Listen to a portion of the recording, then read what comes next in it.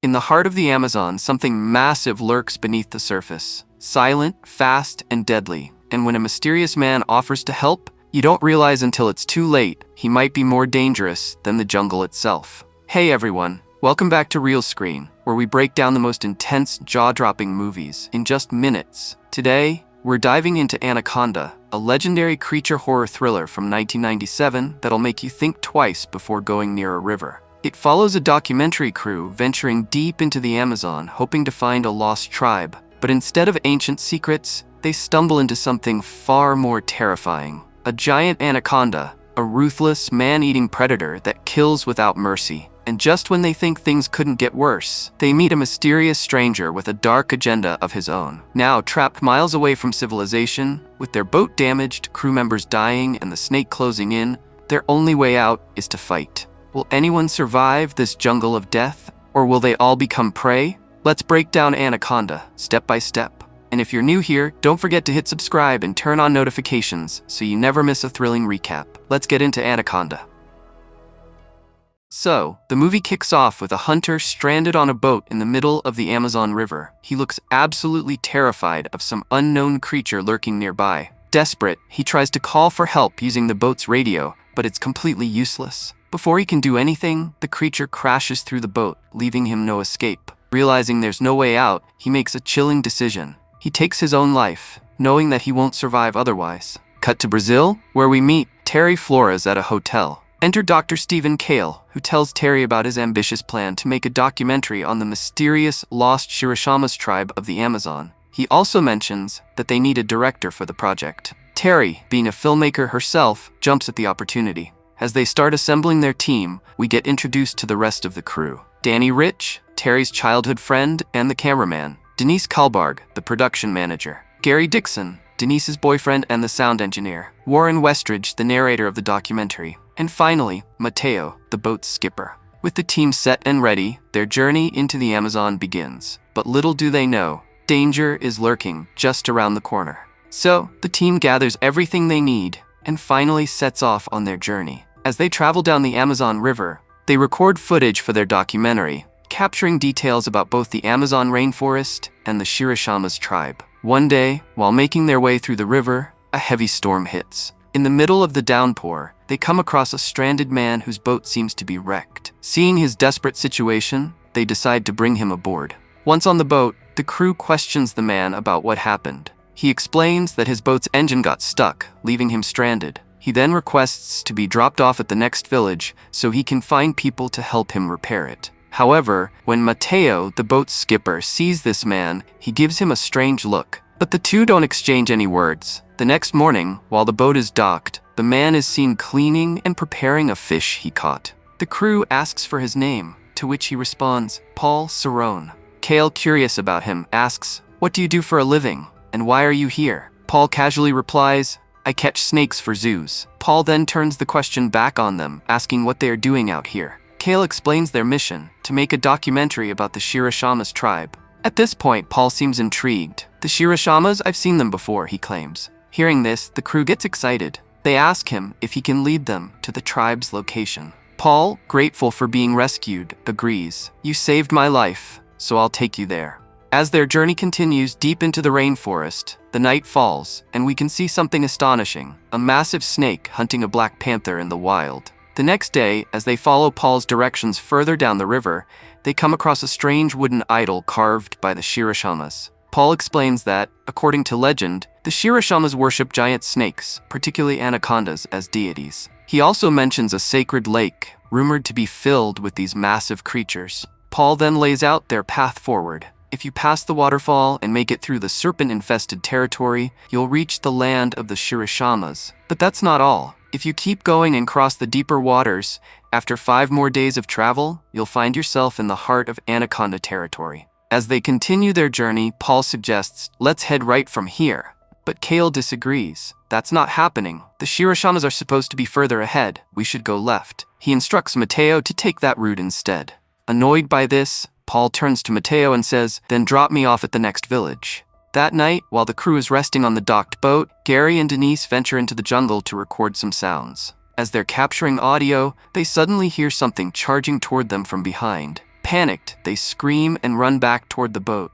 Hearing their cries, Paul rushes to the scene and shoots the creature, saving Gary and Denise. As he drags the dead animal back to the boat, he remarks, "You two got lucky." The next day, while navigating the river, the boat suddenly stops. It's caught on a rope that's tangled in the propeller. To fix it, Cale prepares to dive into the water. Paul warns him that's not a good idea. But Cale ignores him and jumps in anyway. As he cuts the rope underwater, he suddenly struggles to breathe. Gasping for air, he frantically signals for help. The crew pulls him back onto the boat, but by the time they do, he's not breathing. Thinking fast, Paul performs an emergency procedure on Cale, managing to save his life. Later, Terry and Denise tend to Cale, who is now in a weak, almost unconscious state, and give him medicine to help with his recovery. Realizing that Cale needs to be taken to a hospital, Terry says, "We should turn back." But Paul argues that would take more than 2 days. "Instead, let's take this tributary." He points at an alternate river path on the map. With no other choice, they follow Paul's suggestion. As they move along the new route, they come across a massive wooden barricade built across the river. Without hesitation, Paul pulls out dynamite and blows it up. But as the structure collapses, a swarm of snakes is thrown straight into the boat. To make matters worse, debris from the explosion damages their fuel barrels, and all but one fall into the river and sink. Despite the chaos, the crew fights back, throwing the snakes off the boat and pushing forward.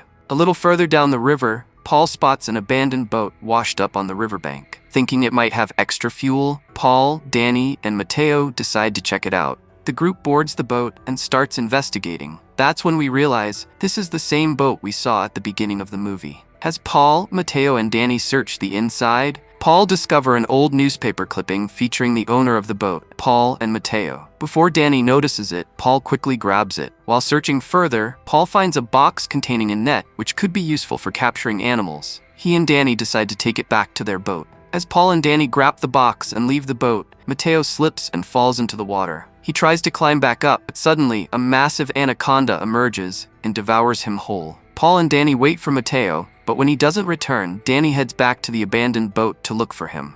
The only thing he finds is Mateo's flashlight floating in the water. Paul opens the box they took from the boat and pulls out a massive 7-year-old snakeskin. Holding it up, he tells the others that thing must have eaten Mateo. Terry, however, disagrees. "Snakes don't eat humans. We should wait here until morning. Mateo might still come back." That night, while the others rest, Paul approaches Gary with an idea. "If we capture this giant snake, we could make a fortune. Are you in?" After a moment's thought, Gary agrees. By morning, Mateo is still missing. The group decides to move forward. Along the way, Gary, now siding with Paul, tries to convince the others. "If we help Paul catch the anaconda, we can all get rich." But no one else is interested. Seeing their refusal, Paul pulls out his gun, forcing everyone to obey him. That night, as they continue down the river, Paul sets a trap for the anaconda. The snake takes the bait, but after struggling violently, it breaks free and lunges onto the boat. In the chaos, Denise falls into the water. Without hesitation, Gary jumps in and manages to pull her back onto the boat. But just as he's about to climb up himself, the anaconda wraps around him. Terry grabs a rifle, ready to shoot, but Paul stops her. Before anyone can react, the anaconda drags Gary into the jungle. Now, Paul has complete control over the group, but Terry, Warren, and Danny have had enough. Working together, they attack Paul, overpower him, and tie him to the boat's mast, finally taking back control.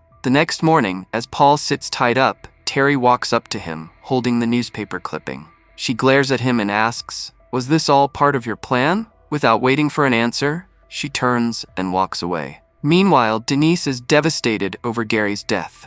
As the boat drifts forward, Warren teaches Danny how to steer it properly, ensuring they stay on course. Soon, they arrive at the beautiful waterfall Paul had mentioned earlier. But before they can admire the view, the boat gets stuck on a rock. Acting fast, Terry, Warren, and Danny grab a rope, tie it to a nearby tree, and jump into the water to push the boat free. While this is happening, Denise, still mourning Gary, grabs a knife and approaches Paul, determined to kill him. But before she can strike, Paul uses his legs to overpower her, killing Denise and tossing her body into the river. No one else sees what happens. Back in the water, Terry and Danny manage to climb back onto the boat, but Warren is still struggling. Suddenly, the anaconda emerges, heading straight for him. Warren quickly climbs up the waterfall, but the climb onto the tree and snake follows him, trying to wrap around him. Desperate, Warren jumps into the river, but the anaconda is too fast. It grabs him midair. At that moment, the tree snaps and crashes onto the boat, throwing Terry, Paul, and Danny into the water. They scramble back onto the boat, and as Terry helps Danny climb up, they spot Denise's lifeless body floating nearby. Horror fills their eyes. Before they can react, the anaconda strikes again, this time grabbing Danny. As the snake begins to squeeze him, Terry grabs a rifle and shoots, freeing Danny just in time. She pulls him back onto the boat. Just then, Paul attacks them both. But before he can gain the upper hand, Cale suddenly wakes up and charges at Paul. Seizing the opportunity, Danny punches Paul and throws him into the river. As Cale struggles against Paul, his wounds reopen, and he collapses again. Seeing this, Terry and Danny quickly carry Cale back inside and lay him down, letting him rest once more. As they continue their journey down the river, Danny spots an abandoned factory in the distance. Thinking they might find fuel for the boat, he and Terry decide to check it out. Inside the factory, as they search for supplies, they come across fuel barrels. But before they can do anything, Paul suddenly appears, attacking both of them. He knocks them out, ties them up, and sets a deadly trap using them as bait to lure the anaconda. Not long after, the anaconda arrives, ready to attack Terry and Danny. As it lunges at them, Paul tries to trap the beast, but the snake manages to escape. It then turns on Paul, grabs him, and devours him alive.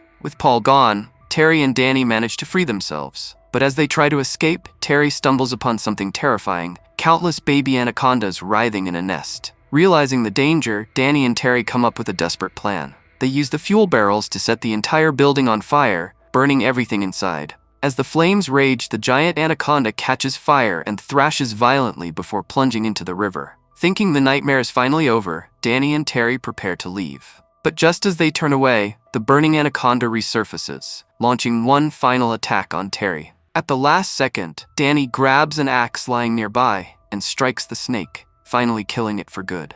With the ordeal over, they gather the remaining fuel and rejoin Cale on the boat. As they continue down the river, they finally encounter the Shirashama tribe, proving that Paul was right about their location. With the boat drifting forward, the film comes to a thrilling yet satisfying end. And that's the story. If you enjoyed this recap, don't forget to hit the like button, subscribe, and ring the bell so you won't miss the next movie breakdown. Got a favorite film you want us to cover next? Drop it in the comments below.